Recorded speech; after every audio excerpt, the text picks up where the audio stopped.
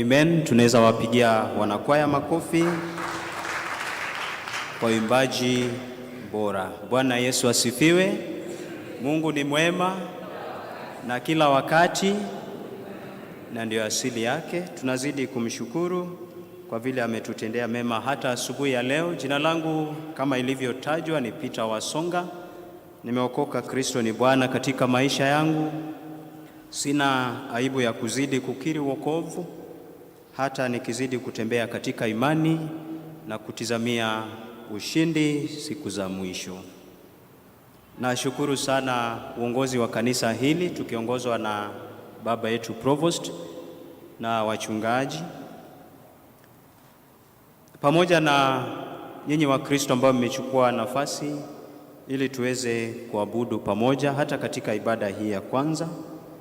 Mungu apate kuzungumza nasi hata tukiendelea kujikumbusha tu kupitia neno tulilosoma katika Agano la Kale, kitabu cha Nehemia. Kama idara ya wanaume, neno ambalo tunatumia kama kauli mbiu hasa Jumapili ya leo na msimu huu inahusu kujenga upya palipobomoka. Kujenga upya palipobomoka, rebuilding the broken. Praise the Lord.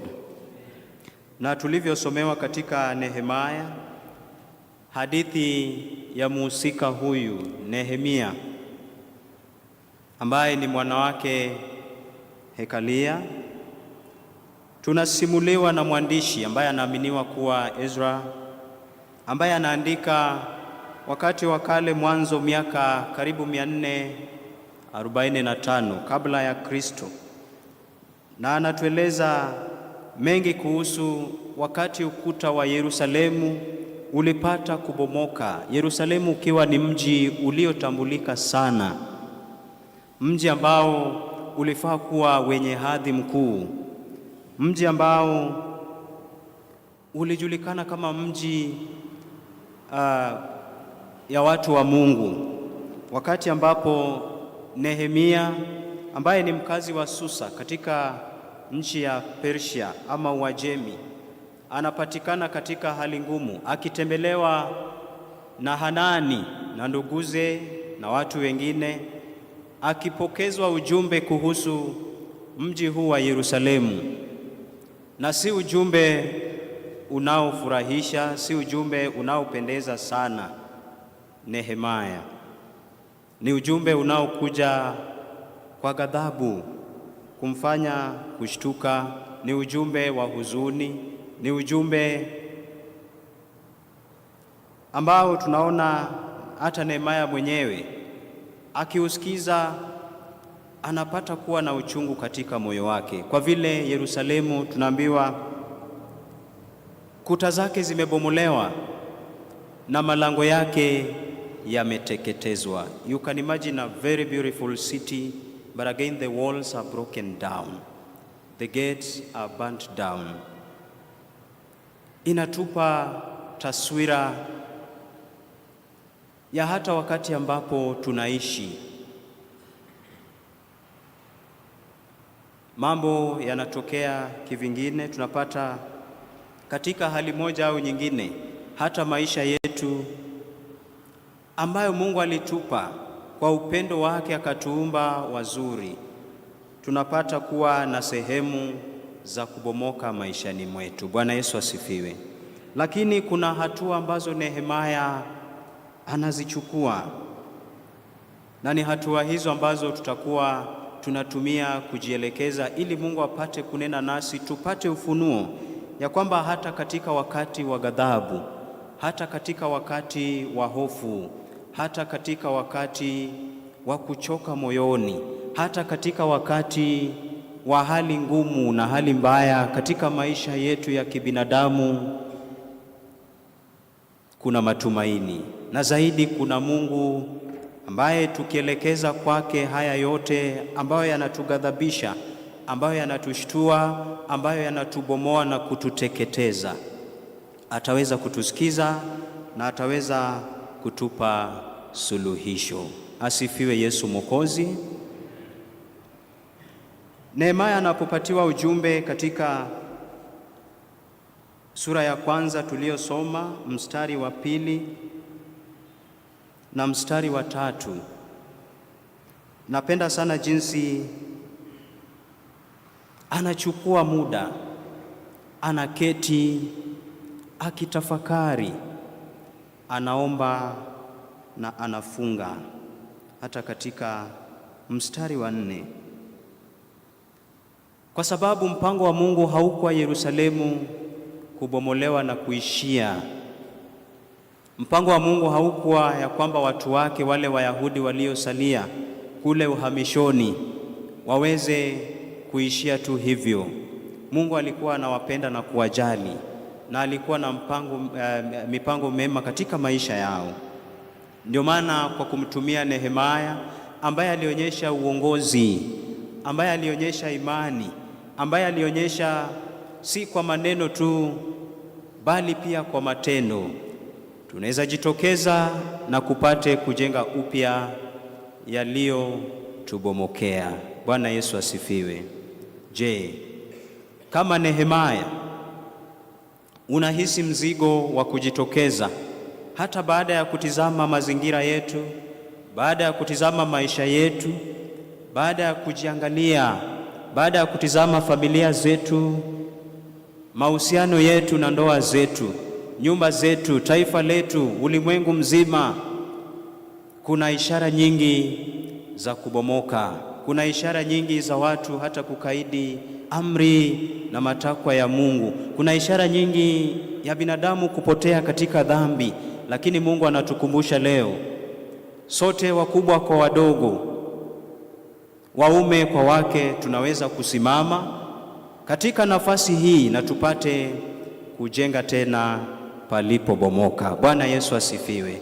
Maombi yangu ni kwamba Mungu atusaidie tuweze kuchukua mzigo na kukubali wito ambao Mungu anatupa leo, tuweze kusimama tena na tuseme hatutatizama tu mji wa Yerusalemu ukibomoka, tutajitokeza na kuweza kufanya kazi na kuweza kumwomba Mungu atusaidie na kuweza kujitokeza hata kwa matendo na kuonyesha ya kwamba tuna imani na yule ambaye tunamwamini ana uwezo wa kuturejesha. Mpango wa Mungu ulikuwa ni Yerusalemu ipate kurejeshwa upya, kujengwa upya ili apate kutukuka, na Nehemia tunaona akifanya hivyo. Mpango wa pili wa Mungu ambao pia ni muhimu sana ni Mungu kuwarejesha watu wake. God wanted to restore his people, the remnants, the people that were in desperate situations, watu ambao walikuwa wamepoteza ladha yao katika dunia. Mungu anatumia Nehemia na kupata kujenga ukuta ule, na watu wake wanapata kurejeshwa.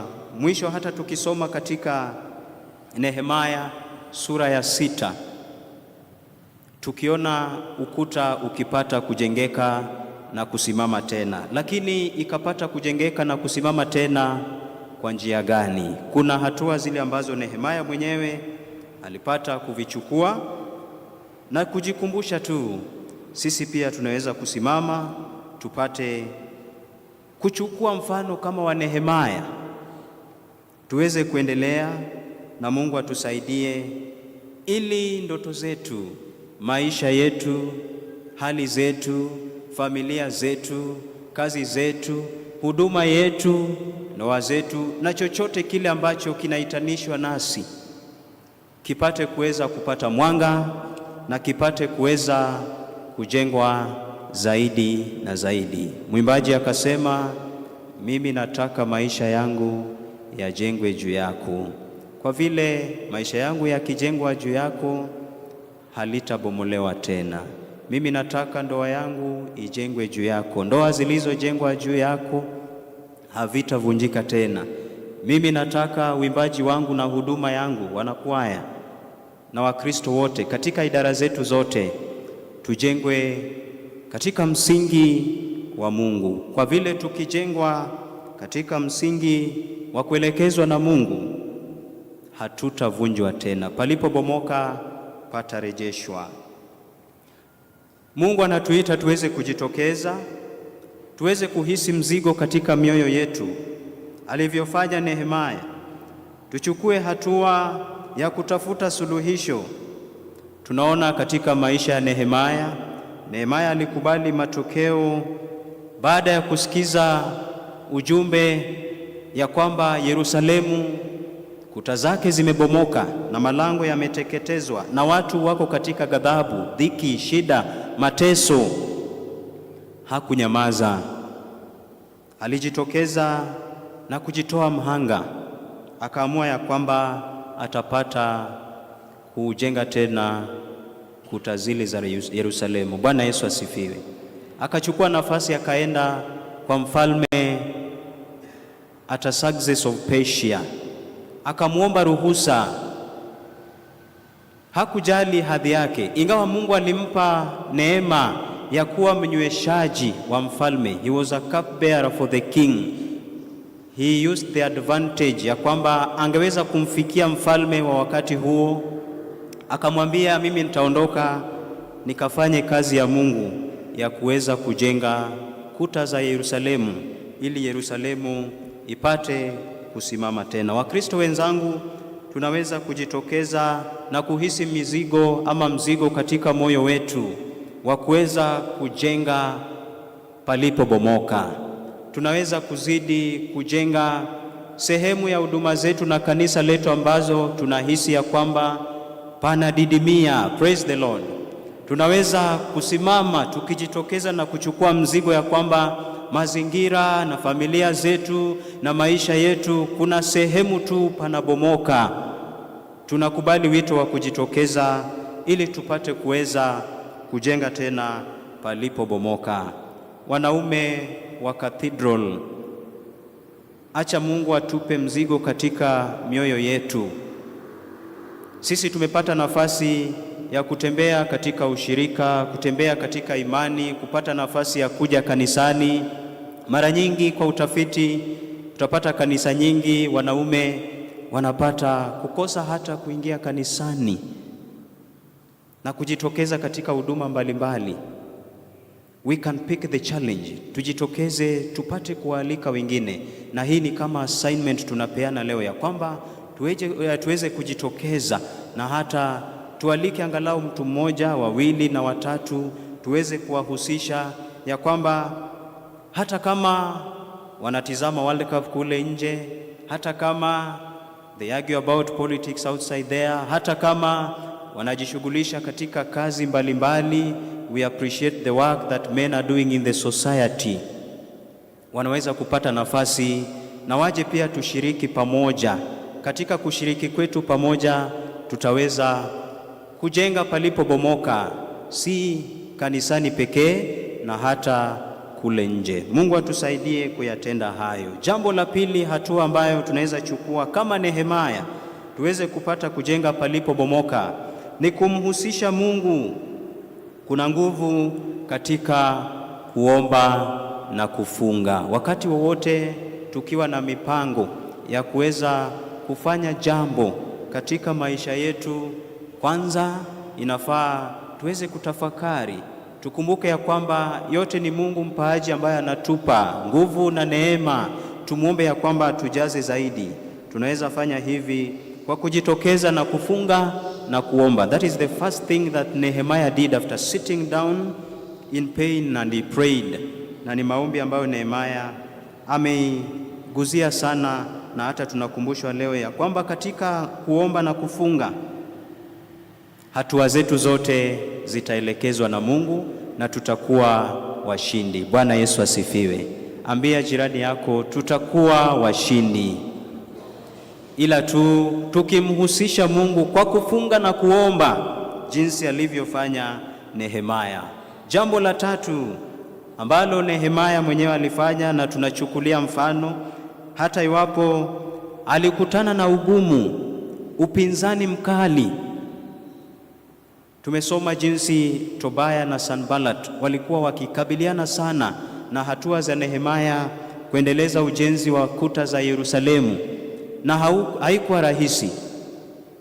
Nehemia pamoja na watu wa Mungu wanajenga, inabidi wanajenga kutumia mkono mmoja, mkono mwingine wameshikilia silaha ili waweze kujikinga na maadui.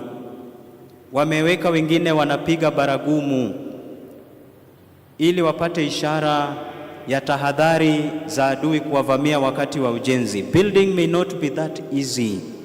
Tutakutana na changamoto, tutakutana na mambo mengi ambayo yatatuvuta nyuma, lakini tutajitia nguvu, tutainuka na tupate kujenga tena, hata iwapo tunakutana na upinzani, hata iwapo tunakutana na maadui katika hatua zetu za kuendelea kujenga na hata kujenga imani yetu. Adui mkubwa wa kujenga imani yetu unapobomoka ni dhambi. Tunaweza jiepusha na dhambi na Mungu atatusaidia kama alivyomsaidia Nehemia, ili tuweze kuendelea, na tutaimba mbele, ninaendelea, ninazidi kutembea, na kwa imani tutaomba Bwana aweze kutupandisha na sote tutakuwa washindi. Katika Wakorintho wa kwanza sura ya 10 mstari wa 13, Mungu anatukumbusha ya kwamba hajatuacha. Paulo akizungumza na kanisa ya Korintho ya kwamba Mungu hatatupa majaribu na mizigo ambayo itatuzidi kubeba. Atatupa neema na nguvu ya kuweza kuendelea hata wakati wa ugumu na upinzani katika maisha yetu. Ndugu na dada, we can do this. Tuweze kujitokeza na kukubali wito, tuweze kujenga palipobomoka. Bwana Yesu asifiwe. Kisha hatua ya mwisho ya Nehemia tukimalizia, Mungu tunaona ya kwamba anatumia mtu yeyote bila kuchagua, bila kubagua, kwa mpango wake wa wokovu, wa urejesho katika huduma, ili apate utukufu na apate kuonekana. Mungu anaweza nitumia mimi, Mungu anaweza kutumia wewe, bora tu akikuita utaitika. Nehemia akahisi mzigo katika moyo wake, akajitokeza. Mungu hakujali ya kwamba Nehemia alikuwa mnyweshaji wa mfalme tu, ya kwamba wakati mfalme Artaxerxes analetewa divai, kwa vile alimwamini sana Nehemia ndiye alipata kuonja divai kwanza na kumkabidhi kikombe cha divai ili aweze kubugia katika kasri la mfalme kule.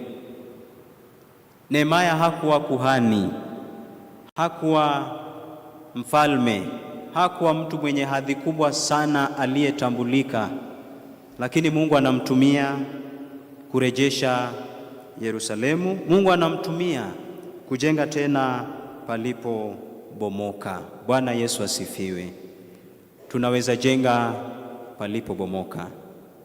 Mungu apate kutusaidia, ndugu yangu na dada yangu, tuweze kukubali mzigo na wito, tuweze kujitokeza tukimhusisha Mungu kwa maombi na kufunga, tukiweza kujitoa kwa imani yetu, si kwa maneno tu, ila kwa matendo, kwa vile suluhisho iko mikononi mwetu.